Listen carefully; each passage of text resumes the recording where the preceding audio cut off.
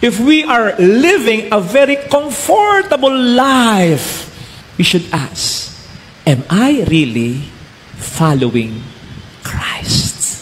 Ilan sa atin yung kapag nakakaranas ng problema, natataranta na, tapos biglang iniisip, is there something wrong with me? Though you believe you are living a holy life, anong mali sa'yo? Wala. Ang mali sa'yo, hindi mo man natatanggap yung isang napakahalagang totoo. Ano yun, Father? Nakasama sa pagsunod natin kay Kristo, ang sakripisyo.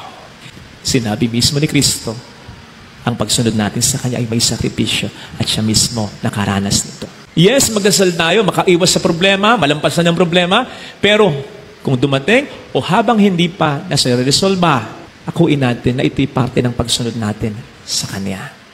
Sa gayon, ang magiging dasal natin lagi sa Panginoon, hindi, bakit ako? Bakit ang pamilya ko?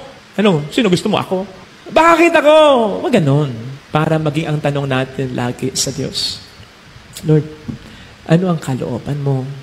Sige, susunod ako. Tulungan mo ako. Kakayanin ko ito sa tulong mo.